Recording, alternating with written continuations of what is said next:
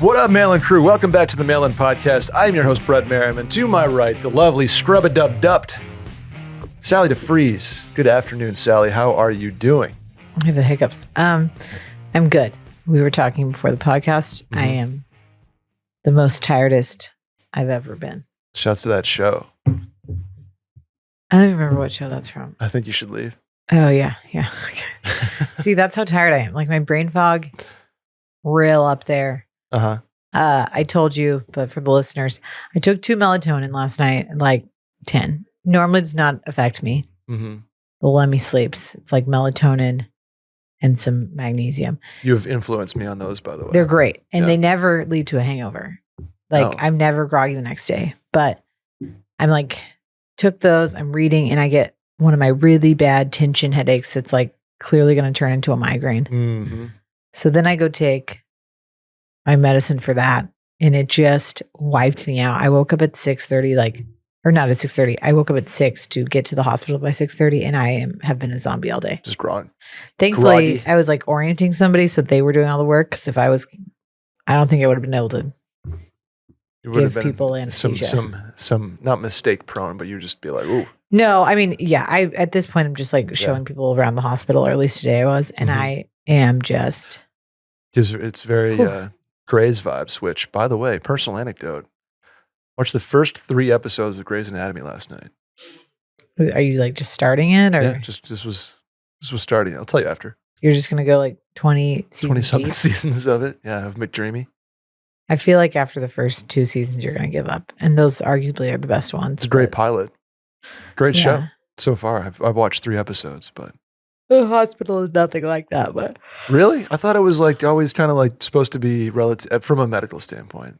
Not even they did close. A good job. Okay, no, The Pit I heard is pretty close. I have not watched any of The Pit, but I think from what like the interviews I've read and people who are doctors who've seen it are like, this is pretty spot on. And for those like Randy who don't know, I obviously know what The Pit is, but if you don't know what The Pit is, what does The Pit mean? Yeah, I always thought Scrubs was the most accurate.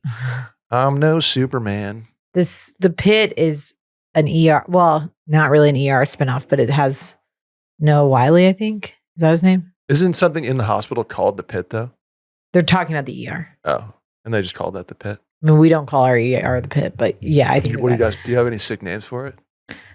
We actually call it the ED. What is the that? Emergency department. Oh. People don't call it the ER anymore. Really? Because it's really not a room, it's a department. I feel like it'd be tough ED to be sounds like ED sounds like erectile dysfunction. Yeah. But the guy, I think it's Noah Wiley. I don't know who that is. I mean, he was on ER. Yeah. He was on ER, and then they, with George Clooney. And then this is kind of a spinoff, but not, because I think they're actually getting sued by the people who originally did ER. And maybe his mom or somebody in his family is someone in the medical field, but all the actors were like trained by ER doctors and nurses. That's cool. One of my friends, shouts to Dr. Allie from Saratoga, she, after med school, in one of the summer programs, she was like a show, I don't know, like a liaison. My mom did that for Grey's Anatomy. No shit. She's on the episodes. That's cool. That's what Allie did. I thought that was such a cool job. Yeah, she, you can see, well, I'm not going to ruin anything if you've never seen Grey's Anatomy, but she's in the 2nd season. No way. She used to have the badge of what's the hospital called? Grace? No. Oh, Mercy? No, Grace. Seattle Grace. Seattle Grace. Yeah. Then Mercy is like another hospital they start having, but she has like a Seattle Grace like OR badge. No way. Mm-hmm. That's tight. I'll have to keep a lookout for Jules. She also did the same thing for Nip Tuck and also for Glee. Oh wow! When Quinn has her baby, that's quite the cool job that you're like a liaison who gets some IMDb cred. Yeah, I guess. Sally, can I go to a follow up before we get into the questions? Yeah. This is from our friend who was doing karaoke in Japan with his girlfriend and his girlfriend's family. Oh yeah.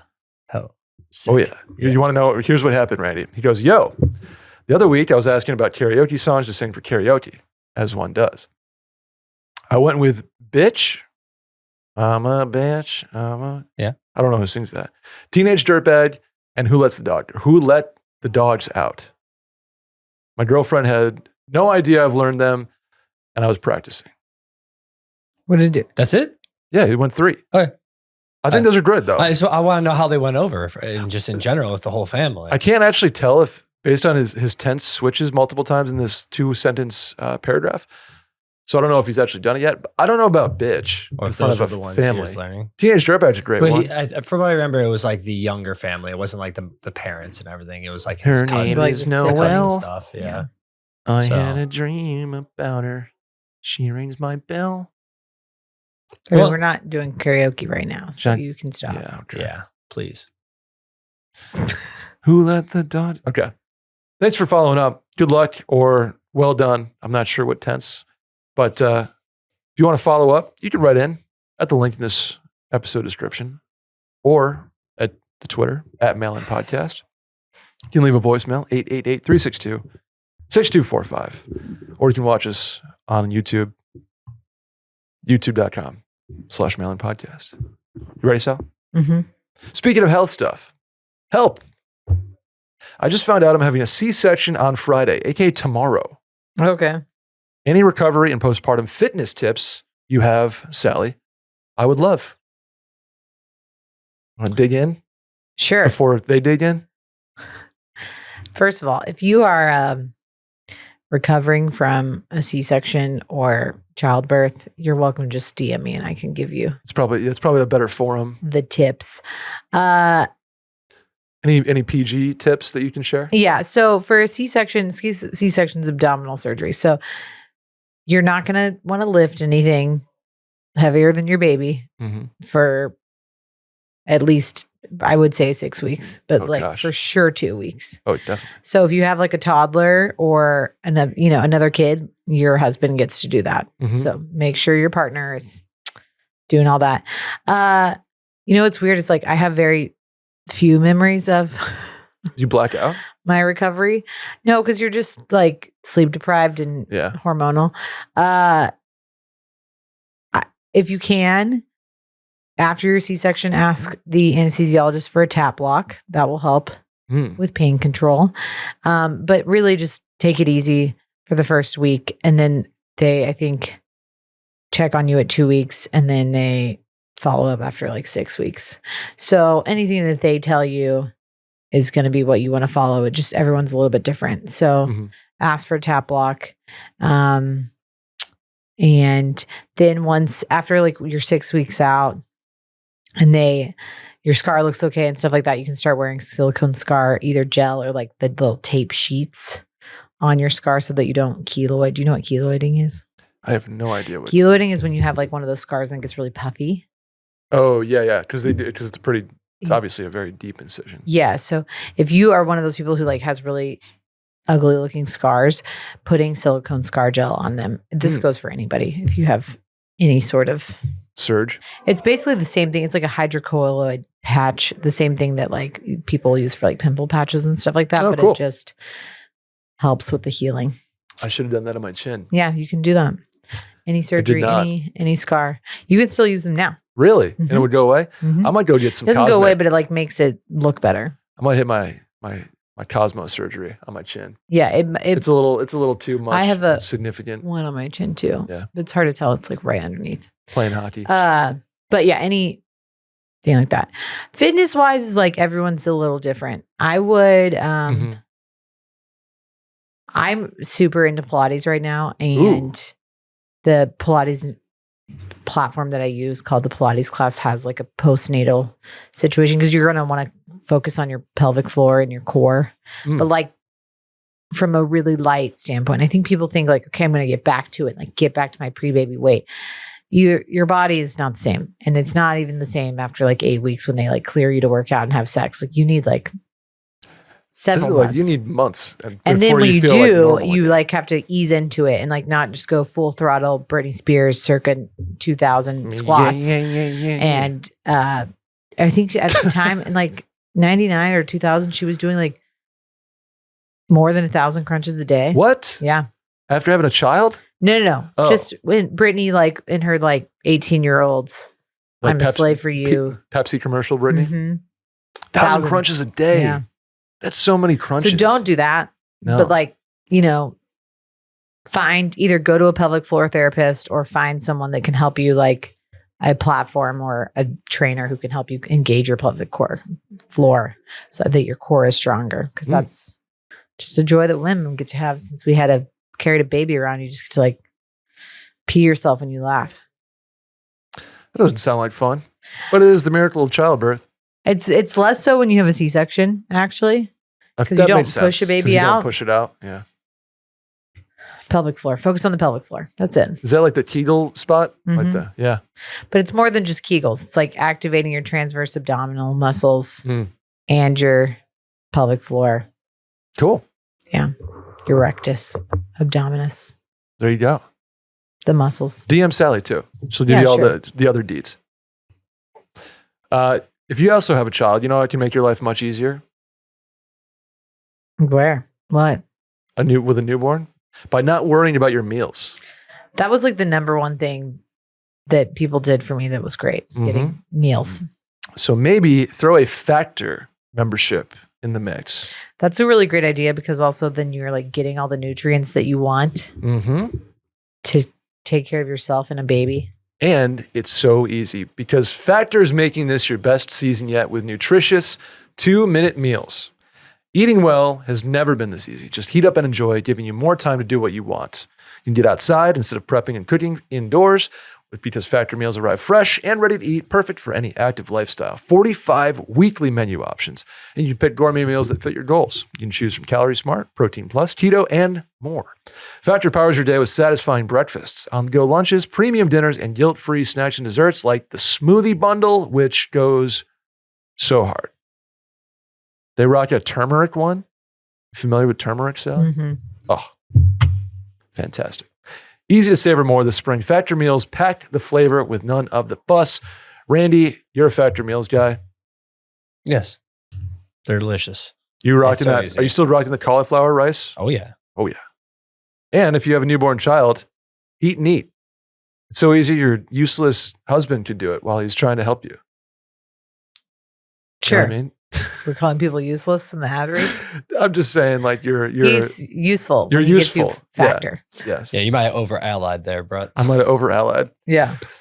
Get started at factormeals.com/mail50off and use code mail50off to get 50% off plus free shipping on your first batch. That's code mail50off at factormeals.com/mail50off for 50% off your order plus free shipping. Sally, want to do number 2? Yeah. Hey, Malin, my girlfriend and I have been together for 4 years, and we recently moved into a house together. She's always been a bit more laid back, but now that we're in a house, the responsibilities have multiplied, and I feel like I'm carrying almost all of them. She expects me to do all the man's work, like yard maintenance and fixing appliances, even if I don't know how. But I'm also the one who cooks, cleans, does the grocery shopping, pays all the rent because she's struggling with credit card debt. Meanwhile, she sleeps until noon on weekends while I'm up at 7 a.m. going to the gym and trying to keep everything in order. I've brought it up and she says she'll try to help, but it never really happens. I even asked her to make eggs the other day and she burned them so badly that I wonder if it was on purpose. I love her and I want this to work, but I'm exhausted and starting to feel more like a caretaker than a partner. The thing is, I don't want to come off as controlling or even be labeled as misogynistic for asking for more help. I just want things to feel fair and balanced. How do I have that conversation without it blowing up or making things worse? Zoit, Scoob. Okay. Feels long term. Yeah. This is what people run into. I think there's a question later about like how should I prepare for moving in. There's not really a lot to prepare for until you get to that situation, then you realize whether or not you're compatible with somebody. And I'm not saying these two people aren't compatible, but I think living together brings out really people's just full blown like personalities, habits, etc.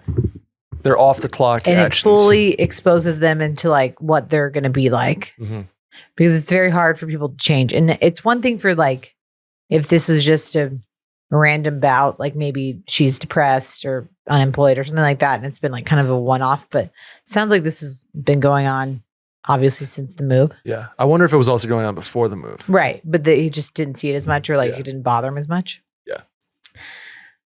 If you're fighting about it now, or not even if you're fighting about it, if you're already concerned about it now, it's only going to get worse when you get married and have children.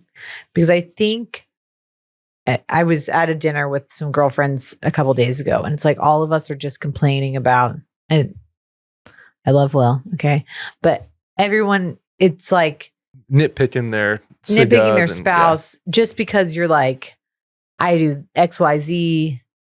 That's a whole different conversation, but it really can feel heavy when you feel like you're taking on the brunt of the responsibility. Mm-hmm. And granted, I say all that with like, Will and I share responsibilities pretty well. But this is after like years of marriage, like 5 years of marriage, more than that living together. Mm-hmm. If you're already like starting way behind the starting line with this, it's going to get worse. Totally. There's a couple things I want to say. Like the sleeping late thing is trainable. Like if left to my own devices, I would sleep till noon. It'd be awesome. Yeah. But I don't have that luxury because I have to be at work at 6:30 and now I have children. But like that was my vibe. Okay. Really?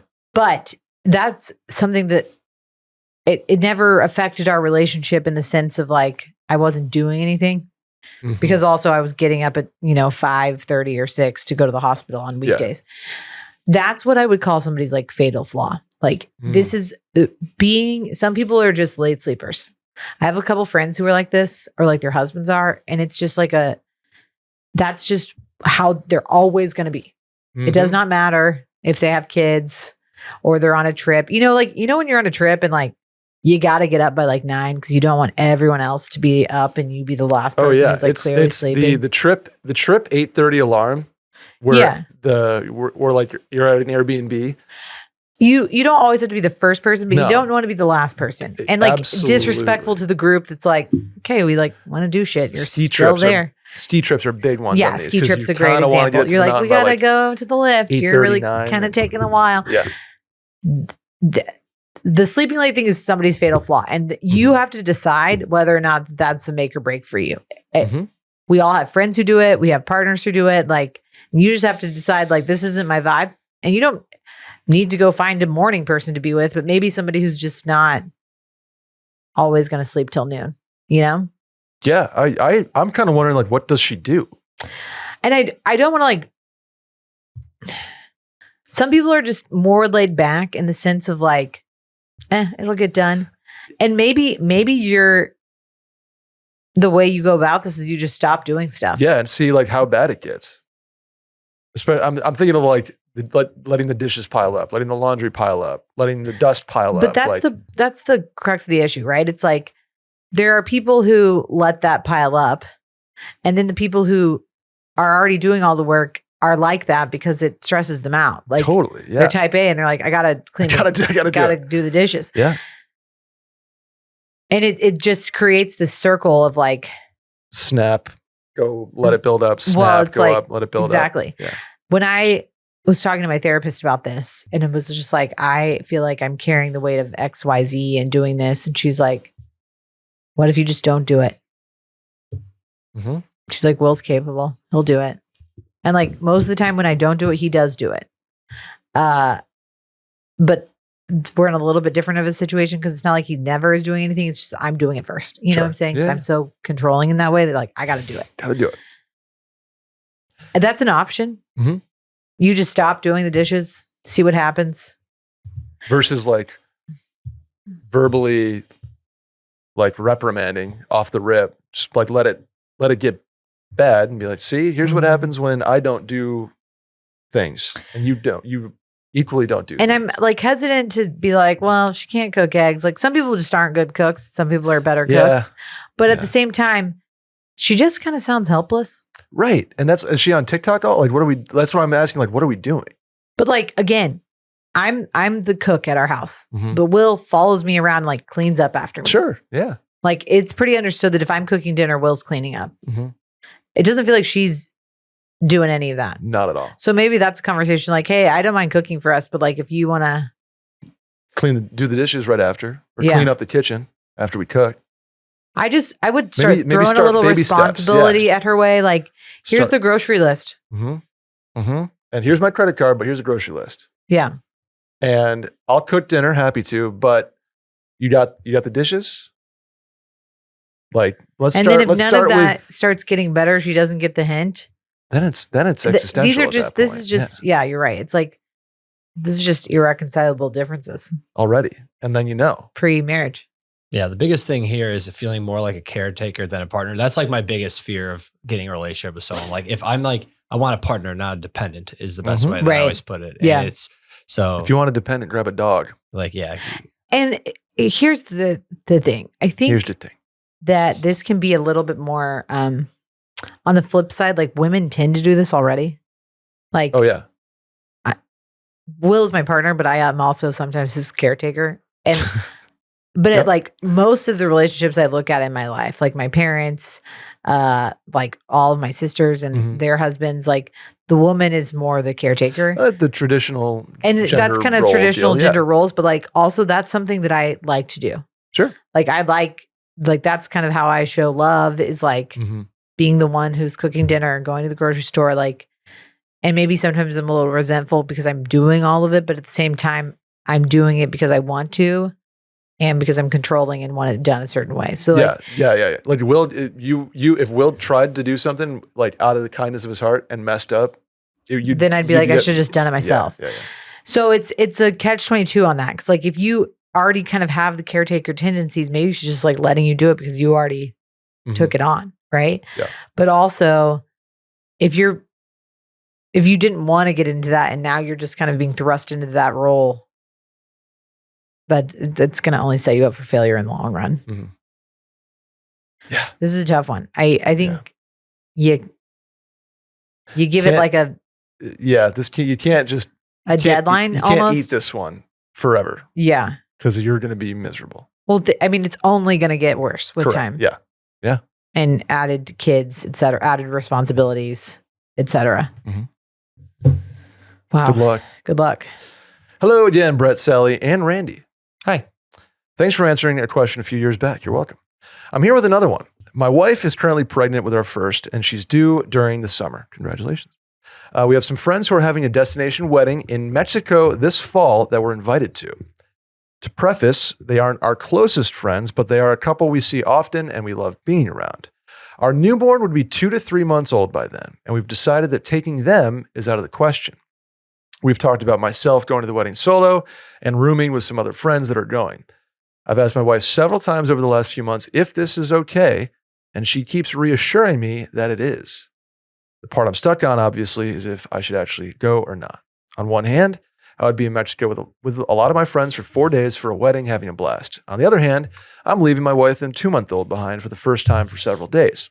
She did bring up that this would be a good time for her mom / my mother-in-law to come down for the weekend. Our parents live close, so it's not some sort of huge deal. My wife will still be on mat leave, and I will likely have been back to work for 2 or 3 weeks by the wedding. I brought this up with some friends, and some are for me going, but others are saying that I should not. I understand that my plans could change depending on how the little one's doing, or if shit is just going bad leading up to the wedding. Is going a dick move? Any advice? Thanks. I don't think going's a dick move if your wife is fine with it. Especially if you have support from the squad coming in. Right.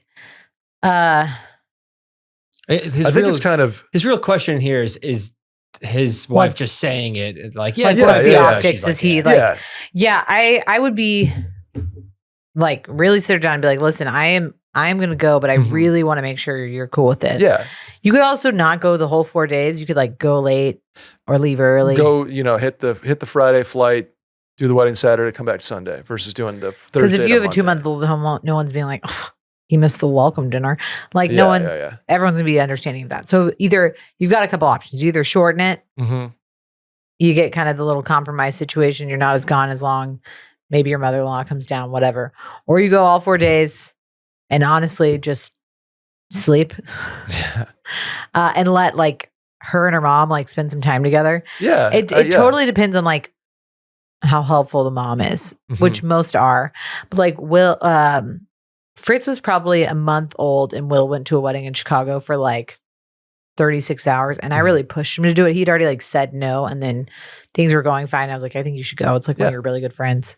Yeah. Will made the fatal mistake of like partying really hard and then not sleeping. Oh, and then coming home being devastated. That's a great point. Don't come back from the 4-day Mexico trip as if you just had a bender. And then have her have to also take care of you. And then turn that into an extra 2 days of being a bump on a log. Yeah. So if you go 3 days and come back refreshed, sleep, not hammered, not super hungover. Right? Yeah. I think that's a good compromise. I think everyone's relationship is different. If people don't think you should go, that's on them. Like if your wife is okay with it and she's comfortable, I would book stuff that's refundable just in case she's having a real hard time or something like that. Yeah, like if he mentioned, he was like, depends on the condition of the baby, condition of my wife. Like your head's in the right place here. One thing people don't realize too is that first baby, when they're like 2 months old, it's like it's kind of they're still mode, right? they're still a potato. They're still like eating, sleeping, eating, sleep. That's it. That's the whole schedule. Yeah. And so it's not like you being gone is not like yeah. the end of the world because especially 2 months in, she's probably got the routine down. It's not like you're leaving like week 1, like, okay, good luck. Like, see you later. And if her mom comes, it's like, she'll still have like extra hands just in case. But if I could go back in time and do it, I would have told Will, like, yeah, go on a trip. I don't care. Like, I can handle this by myself. It's like when you have more kids or, but like this happens to people all the time. Like one of my friends just had a baby and like her husband had to leave like 2 weeks in to go on like a work trip that was like unavoidable. Sure. So I think you're fine. Yeah. But yeah, you said everything I was going to say. I think his head's in the right place. He's being very cognizant. He's not like, oh, I really want to go rip it up with the boys. Yeah. And I'm like, yeah. You'll do fine. You'll put in the safeguards. You'll have the mother-in-law for support. I think you go on the trip. Yeah. And if you're getting the vibe that your wife's getting real resentful, like maybe don't go as long or cancel it. Yeah. And then come back and you have a couple weeks worth of brownie points to make up for. But come back and like send her for a massage or something. There you go. I like that. Send her to Mexico. Yeah. Hey, Randy, Brett, and Sally. Oh yeah, first billing. Love the pod and looking for some advice, mostly from Sally on first birthday party etiquette. I have a first birthday party coming up for my friend's son, who's 1, obviously, and have no clue what the norm is for a gift. Should it be more for the kid or more for the parents? Any advice? Greatly appreciated. I think you misread that, Brett. I think it's supposed to be in the cadence of, hi, Randy. It was. I don't do your voice real, but I'm glad you filled in. Thank you, Randy. Yes. First birthday party, Sally. I think you can do either. You bring a gift for the kid or you bring a gift for the parents. At Fritz's birthday, we had people do both. Yeah. One of my like really good friends, who's also my OBGYN, literally brought us like a really nice bottle of Camus and was like, ooh, this is for you. Shouts. Kept him alive for a year. And then like other people brought, like, I mean, 1-year-old toys are kind of like weird. It's like, you're not getting anybody a bike at 1, No. Yeah. But you can get like one of those little like Etsy things that has like their name as a puzzle. Or like a bajillion other things. But honestly, you don't need to bring both. You don't need to bring a gift for the kid and for the parents. You could do one or the other.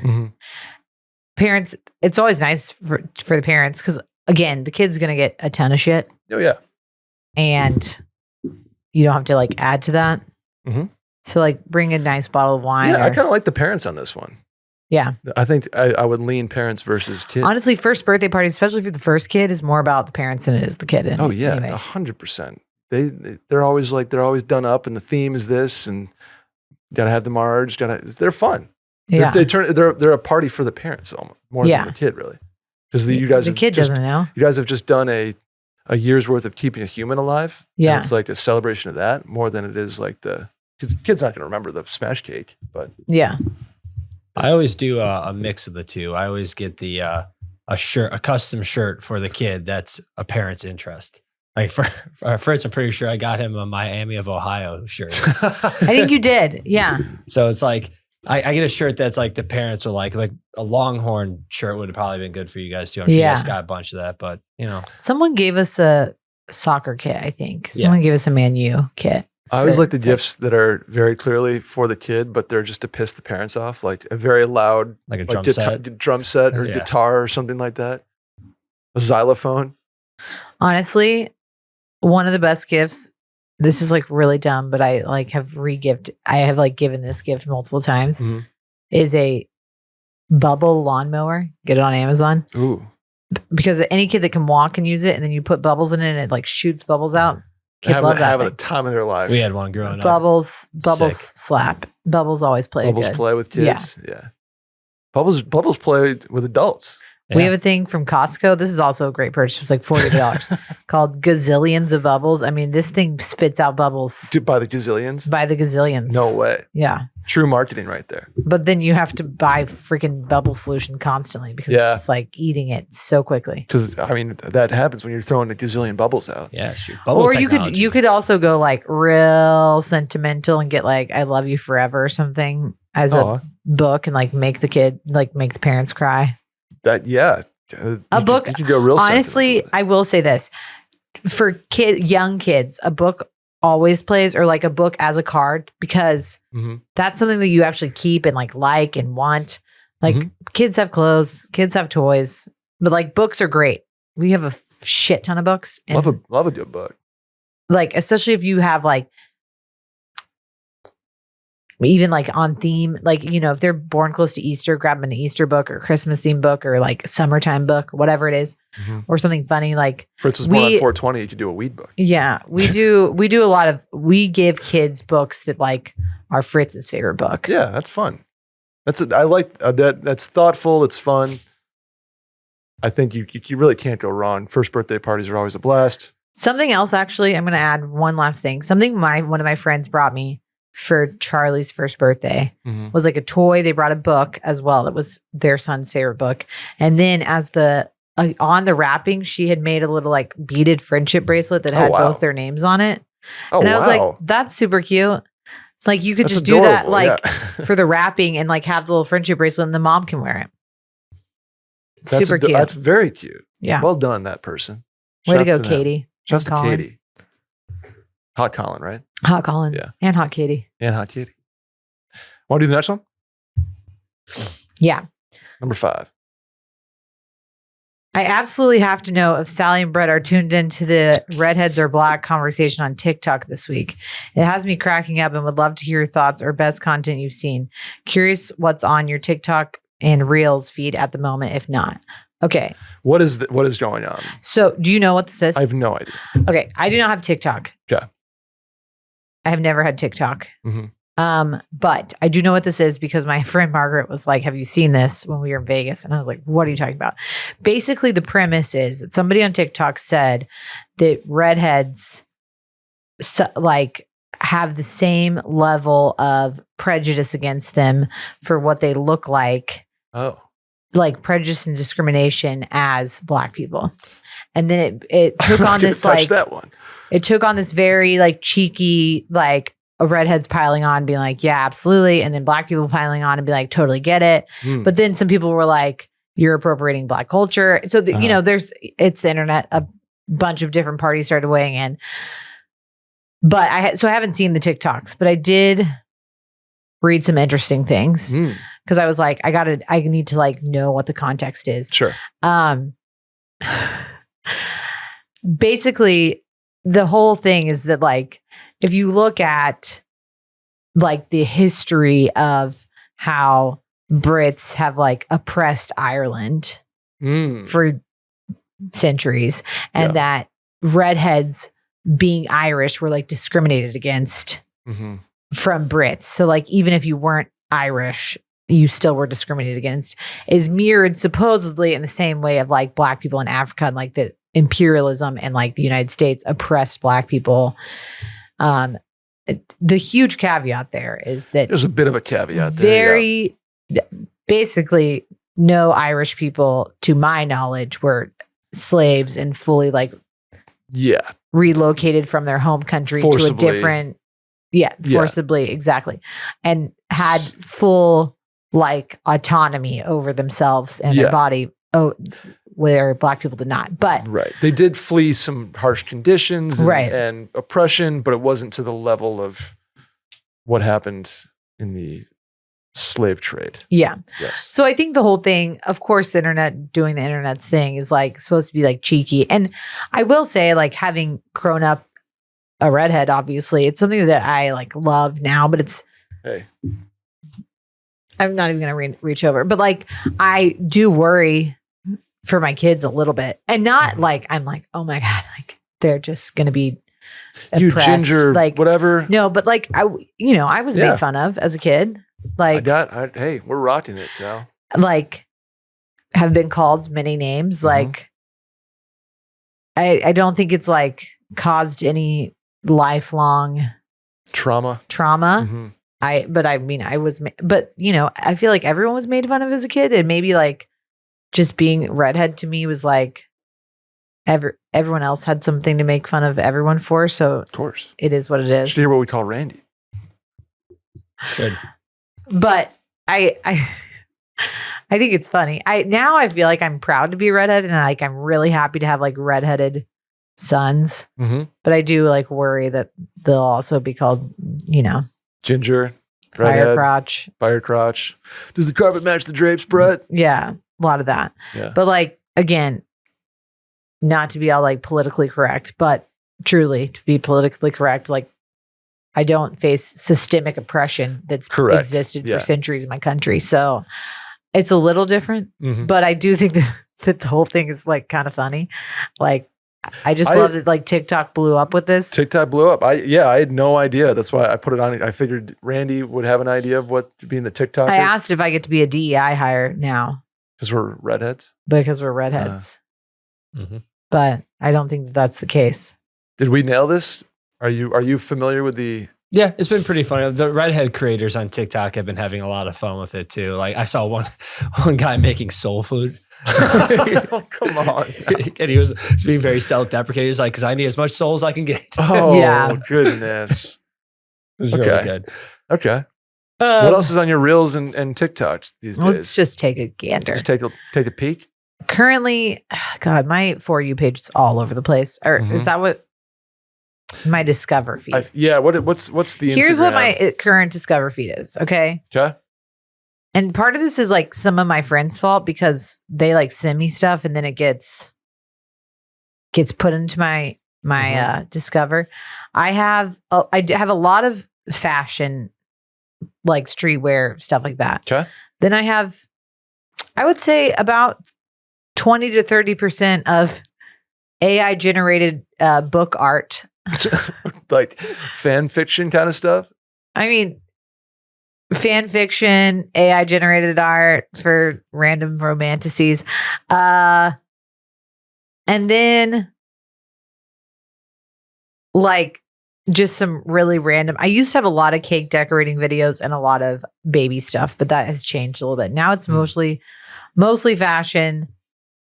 And then like, one of my friends who has like the weirdest Discover page of all time, who will send us stuff, has all these like clothing hacks where it's like these girls are like, wear a button down, but wear it like this. And you like do all this weird stuff to it. And then it ends up just still looking like you tucked it in anyway. Mm-hmm. And so I have a bunch of those now, thanks to her. Okay. I like that. Or, oh God, she sent us one the other day about a girl who does not use toilet paper and they just have a family washcloth that they. Oh, no. Mhm. Really upsetting. Very, very upsetting. No. Yeah. Mine right now, the first one that popped up is I'm getting served. People are putting milk in their glove box and their console. So it's like you can dip cookies in it while you drive. That's so It's pretty gross. upsetting. That's Golf people are tip. So stupid. Golf tips. Going on a date with a 36-year-old man in Austin. Golf tip. This one is about people cleaning their Crocs, their kids' Crocs, Okay. like boiling them. I don't know why. I don't know what's happening here. For some reason, I'm being served milk reels because this is now, babe, are you okay? You've hardly touched your mickle, and it's just pickles in milk. Why? Why do you I have so don't much know. milk content? That's more milk content in the last Why do 2 you have minutes. so much I milk don't know. content, Brett? This one's good too. This is glizzy sushi, which I might have to make when I get home. But yeah, that's my reels are all over the place. Mine are very heavy on Helldivers too right now because all that. You're saving the planet or something like Yeah, that. saving Super Earth. We're being invaded. But a lot of my stuff comes from like nerdy kind of D&D and fantasy stuff. But I think one of my favorite trends are these TikTok creators. And it's it's been named the Rune Docs, and it's all these black creators that are cosplaying, pretending to be wizards and knights and stuff, and they just like talk shit to each other, like it with just such like a like black cadence, and like he's just they're hilarious. They do such a great like. There's Mellow Boomin, that's one of the wizards, and like Rondez the Green Mage, and like it's so funny. And this is called room doxing? No, Rune Docs. It's not like the Boondocks. It's the Rune Docs. It's the okay. And it's one of the best content create. Like there's like 5 of them that do it together. Weren't you on a Reddit thread that's like room doxing? You mean Room Raiders? No, it's something about a cave. You mean Goon Caves? You mean the thing that Malin discovered probably like 6 months before it became a thing? Really? Yeah, we were super early. We were super early on Goon Caves? Yeah, because some like wife. She wrote in and she said my husband's on r/Goon Caves. And that was way before gooning was even a thing. Damn. Did we sneaky bring Goon Caves into the way early on into the zeitgeist? Wow. But yeah, so that's my reels are just usually nerdy or a bunch of like clips of shows and stuff, something like that. I'll tell you what, reels to their credit has gone they've dialed back like the very dark doom scrolling stuff. Yeah. So I'll give them that. Twitter still has plenty of it, but the Instagram portion of that, shouts to them for dialing that back. I don't doom scroll anymore. Yeah. Yeah. Which is nice. The thing I like about TikTok is I think it's more funny now, lighthearted. A lot easier to train your algorithm. Cause like if I start getting like political stuff and like I see it like 3 times in a row, I'm like, all right, I need to make sure I like the videos that are like memes and what I'm on here to be entertained. And like it will completely be like, all right, that stuff that we were just showing you, it's gone. Like we'll keep you more of the fantasy, like meme and stuff that you want actually on here. It's a lot easier to train the algorithm on TikTok. How do you feel, Sal, about the ability to see your friends liking reels? I didn't even know you could do that till Will showed it to me. Mm-hmm.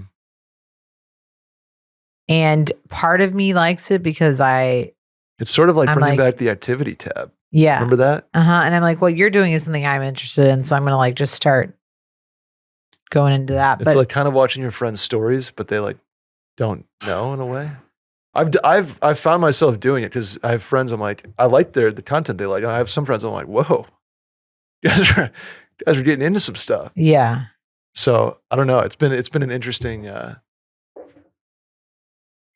development in the Instagram world. Also, I have some friends. You guys are on reels way too fucking often, man. Really? Yeah, their little bubble pops up every time. Oh yeah. Oh, yours is on 9. Well, I think you're always on 9. You have like probably 4 or 5 people in your Instagram that like are just my friends that are like chronically online. Power users. Like every single time I click on someone's profile, I'm like, oh, of course that person follows them. Yeah. Like, I'm going to just out my friend Margaret really fast because she's chronically online. She also helps Will and I with Sunday Scaries memes. She like sends stuff. Hell yeah. So she's really good at it because she's chronically online. And like if I find somebody, guarantee you like 98% of the time, Margaret's already following them. Oh, interesting. Or like some reel that I randomly tapped into. I'm like, oh, Margaret's already seen that. This? Yeah. Margaret's already liked that. Brett, you were always my first one. What's funny about that is I've made a completely conscious effort to now only, because I've realized like I only like things that I'm like I truly like. I make sure that I'm if it's a risky like, I'm like I'm not gonna like this. I'm risky lights are I left risky lights in 2024. But Brett and I many different things. What's my latest the first one? Like I can't relate to this, but is when it's overcast outside and you have blue eyes. Like I don't know what this means, but when you have blue eyes and it's light out at all and you walk outside, especially when it's overcast, for some reason it's just it's so bright, like your eyes just can't adjust.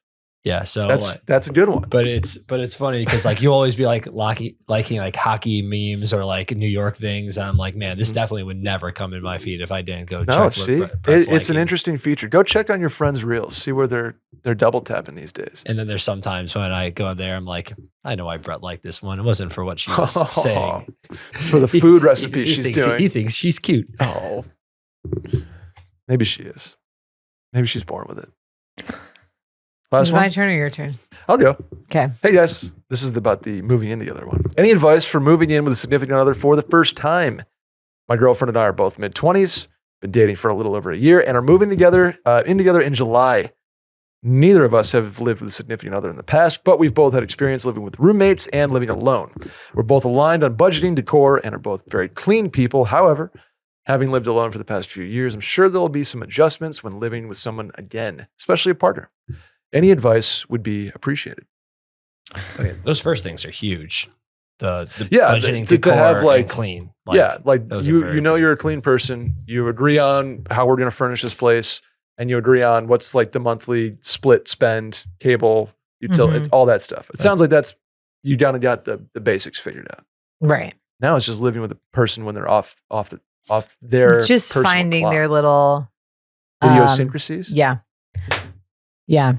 That word. Something I do that I didn't realize I was doing until Will pointed it out. I think I've talked about this in the past, and I don't think I do it anymore. But this is a perfect example. I like leave drawers and cabinets open, or I guess I did. I don't anymore. But like again, had no like Just wasn't like knowledge of the fact consciously- that I was doing it. Huh. And Will would like point it out and be like, "You just leave shit open," and I like.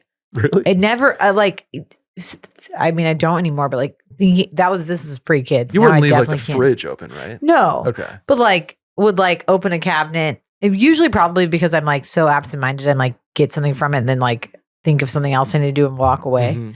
But Will be like, you just leave shit open. Like, or like another thing I do that kind of we both do now, but I have stopped doing mostly is that like instead of washing a dish and putting it in the dishwasher, Oh boy. I will just like wash a dish and leave it in the sink Mhm. To soak. to soak. But also because, okay, this is another thing. This is like another thing that you got to get used to. Like some people, this is like a meme too. Mhm. Some people load their dishwasher like they're like a raccoon on ecstasy, and the other person loads it like they're like, a genius. A Tetris board. Yeah. And Will and I are opposite ends. Like Who's the raccoon on ecstasy? me. It's just like it'll get clean. Well, no, I used to be like pretty organized about it, but Mhm. Will and I were organized in different ways. Like we both like wanted the bowls in different places and we wanted this and that. Mm. So like we started like clashing. So now I'm just like, whatever, it's got a place. It's going to get in there and get clean. And like that kills Will. Oh, So it's like little things like that. Uh-huh. And you can't really prepare for that. Like you just realize that it's happening Mhm. while it's happening. And then you have to decide, like, again, is this somebody's fatal flaw? Like, am I going to just accept it for what it is? Or do I like say something like all of these are like small things that haven't caused a fight Mhm. that I'm just like, oh, okay. Like Yeah, I think it's something like- Will does that I hate is that he like does not, we have a chair in our bedroom that I fucking hate because he just like takes off his clothes and like puts it on the laundry chair. the laundry chair, but he does it to our, if the chair's gone, then it's like You mean- our dresser or like whatever. It's Yeah. just like, You mean the chair that he's offered me 3 times so that because I'm moving into a new apartment now? please take it. I don't know. Please. my It's a great chair, but like Uh-huh. it just, Will's laundry lives on this chair. And like it kills Clean me. or dirty? Clean. Okay. Like Pre-folded. pre-folded. Well, or he'll fold it and just like, again, he's done the hard work of He folding folds the it and fucking leaves it on the clothes. chair? And then he just, instead of putting it away, William. there's like 8 t-shirts that are currently folded sitting on top of our dresser. And like, just put them in the drawer. Like it's not that hard. Oh no. So it's that. It's like, it's the just last mile those little problem. things. Yeah. Did you ever live with guys before Will? No. Like in college or Mm. so my contribution here is haven't lived with a significant other, but have lived with girls before Uh-huh. in college. There's a lot of things that girls have, like the hair on the shower stuff, Uh-huh. the tendency to like Yeah, but like clean their same space. thing. Yeah, It's there's like a lot going on. Will like shaves and then just like Leaves leaves out in the sink. Come on, man. Not always, but like sometimes. Okay. Yeah, I think you find like how much of a smell can you take? Like you need to take the trash out every 4 days or every 2 days, or like how often do you clean the fridge? There's like stuff that you can't go over on a 17th date. Like how full do you like the Right. fridge? And it would be weird if you just If you started did, talking about yeah. it. So you only get it.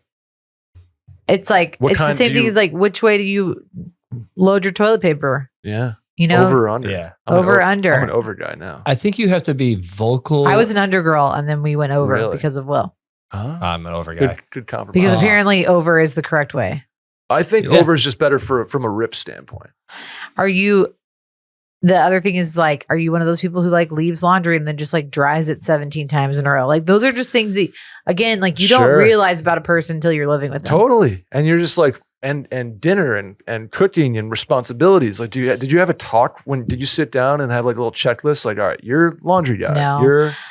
And I think suck at laundry. I and think that God just forbid- comes with the territory. And again, you've got to just kind of be open Mhm. to like, I think what you can actually do to prepare is just know that the habits you have are not their habits, and you need to be open to them commenting about your habits, and also be open to like feedback of how you can change your own habits, because likely you're going to do the same thing to the other person. So like Mhm.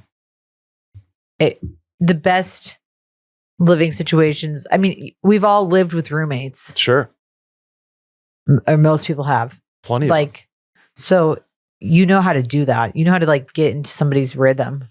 Yeah. It's just a little different because you're like also having sex with this person, True. right? So like, Hopefully. Hopefully.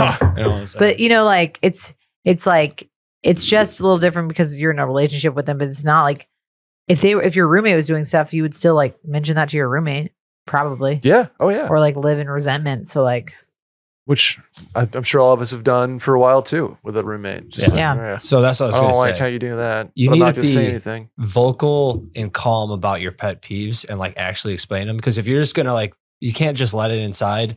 Like one of my biggest pet peeves, and this is like the only time I had to tell my roommate something, is leaving stuff on chairs, like bags or other stuff on chairs. Like just growing up, it was one of my biggest pet peeves. I won't get too Like a much gym into it. bag or If, like a yeah, and, backpack. like, if I go to sit down to eat and I have to take something off a chair, it like pisses me off. It's like I always say that chairs are for sitting, not for putting stuff on. Yeah. So like that's one of those things where I'll just calmly explain to my partner, be like, Randy, hey, do I have the chair for you? well, I'll just be like, Dude, hey, we like, had a great bag. this chair. is like something that like does annoy me. Like if just put the bag on the table, I'm fine with that. Just do not put it on the chair. Yeah. And like usually just small things like that, your partner would be like, oh, okay, I can change that Yeah. minuscule thing. It just, and like you might have to remind him a couple times It's also on the flip side, like and then be prepared to realizing do it. people's like really anal retentive like tendencies of like being like, oh, you really care about that, don't you? Mhm. Like, Yeah. And respecting your partner enough to be like, okay, now you care about that. Well, guess who cares about it now too? I Yeah. do. Yeah. So you don't like dust on the windowsill, even though I could probably put up with 2 weeks worth of dust. yeah, Guess what? I hate dust now too. And that's a daily thing. yeah, And that's kind of fun. It's part of building a relationship and building a rapport with somebody and finding out who they are when they're not on a date and they're not trying their hardest and they're not trying their best. Like you become a team and a partnership and one. Like I think that's part of the really cool thing of living with somebody is learning about your partner's like actual funny desires and wants and needs that you don't see all the time. Like that's part of the reason I can't wait to live with somebody again is because it's gonna be teamwork. yeah. And they'll tell me, they're like, I hate when you do this. I hate that you can't do that. I'm like, well, guess what? We'll work on that. Randy, you excited to live alone? I'm kind of excited to have my own decor. I mean, That's probably like nice. That's 70% of the stuff in my current apartment is mine. Yeah. So, but it is kind of nice to just have my own space and Living just do alone is everything. awesome. yeah. nice. Living alone is awesome. I'm ready to not live alone, but living alone is awesome. Well, like I said, my living situation was so great. Him being a firefighter, meaning every 3 days, like every third day, I was going to have the place to myself. And when he was off, he knew that when I was at work, I wasn't going to be there. We had a very good live together, pay the rent, but we had enough free time from each other. That was good. But living alone is going to be nice. Have you guys seen this is the last point and then we can, we'll bounce out of here. Something on TikTok, well, I guess not Reels that I've been served more often than not is the debate about couples sleeping in separate bedrooms. I've not seen this, but I'm pro it. So I'm anti. I love if it's king bed anti. Have to have a king bed. If two people are sleeping together constantly, king bed, need some space to move around. Now, I'm pro if there's like a snoring issue or like a true sleep issue. But at its core, I'm anti. I don't really have an opinion either way. Mm-hmm. Will and I sleep in the same bed, and I think I want to sleep in the same bed as him, but I don't. If people told me like we sleep in separate beds, I'd be like, all right. You're not like, oh my God. Yeah. No. And I'm sure there's times where it's like, hey, we both need a really good night's sleep. Somebody gets the bed, somebody gets the guest bed. Zonk out. Yeah, I mean, or you just learn to sleep with the somebody. Royals straight up have just different bedrooms. Haven't you ever watched The Crown? No. Two separate bedrooms. Really? Suites, wings. 2 wings. Yeah. Wow. No, I'll share. As long as I get the right side. Can't be on the left side. Will and I have switched sides multiple times in our relationship. That's crazy. And what's funny is I'm currently, insane. if you're looking at the bed, I'm on the left side. If I'm in the bed, I'm on the right side. But like when we go to hotels, we just like also switch sides. Ooh. I think I weirdly, if I'm in a hotel, I'm always the bed closer to the door that I sleep in. Will usually takes the one closest to the window. So that's why we switch. I wonder why that. What's the psychology behind that? But like we have been together for 10 years, and of the beds I've slept in, I've been on the right side for like probably 60% of the time. Sleeper's right. Mm-hmm. Okay. And on the left for like 70. Or Really? for 40.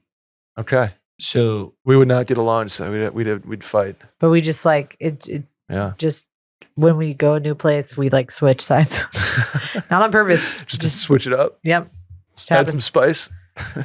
New side of the mattress. Yeah, true. Brett, does it have anything to do with where the middle table is? Like, that's where you want your phone, so that's why you choose that bed in the hotel room? I think it's also, I sleep on my right side, and I like having like the ability to leg dangle off the bed, so it clear out some airspace, and also check my phone with my right hand and have my right arm under my pillow, because my left shoulder, if I put it under my pillow, I pop out my shoulder during the night and wake up yelping like a dog. So interesting.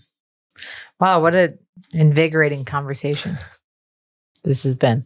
It has been. But that's been the mail-in for today. Please subscribe, give us a 5-star rating, tell a friend about the show, hit the hotline number 888-362-6245. Or again, you can write in at the link in the Twitter bio, at Mail-In Podcast, or in the description of this episode. Sally, where can the folks find you?